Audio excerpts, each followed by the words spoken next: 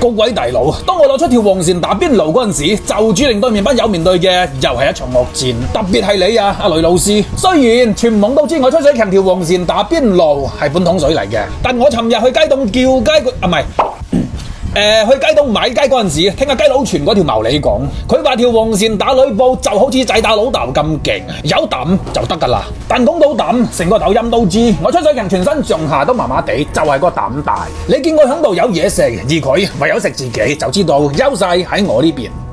咩話？你唔敢出嚟清線啊？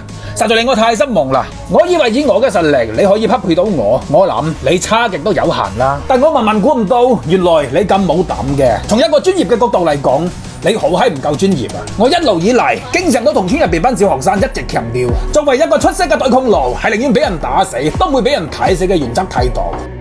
不過我吹水強亦都係食腦嘅，既然喺佢身上揾唔到咩着數，我好快會轉移目標，從其他地方落手。因為我一向嘅做事風格就係唔會因為一棵樹而放棄成個森林嘅。我咬錯你，兄弟快啲過嚟就佢。OK， 非常 good。喂，估唔到呢個老班仔個報復心都幾強。啱先我只不過係咬你一嘢啫，就諗住嚟報仇啦。哎呀，我再咬，係你逼我出手㗎吓！呢種情況底下，我吹水強一抽心絕對唔係問題，抽唔抽得贏先係個問題啊！陰公，好嘢吓，阿斌仔，全村都知道我吹水強，全身上下都大碌，就係個心眼睇晒。唔怕坦白講，你得罪咗我要你承受非常嚴重嘅後果。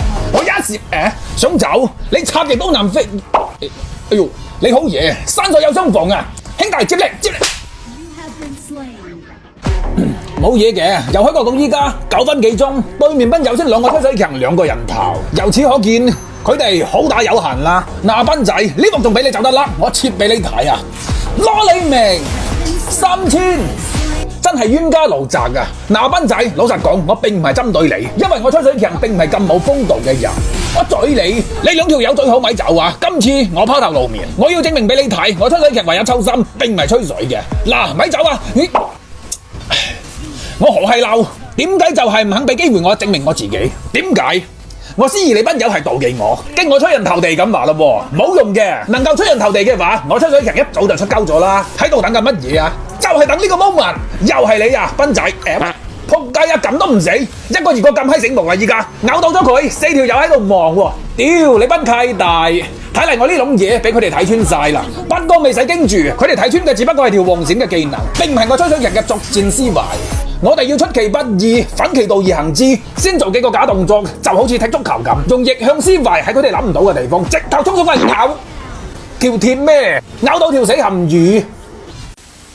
啱先少少失誤嚇，不過唔緊要，1次半次嘅失敗係唔會令我吹水強喪失鬥志嘅，因為少少付出等於激勵。喂！呢邊4條友落單啦，做佢嘢，兄弟，我頂住佢哋5個，你哋嚼佢。喺我不屈不撓嘅堅持下，亦都造成咗1死5傷嘅局面，剩低嘅交俾隊友。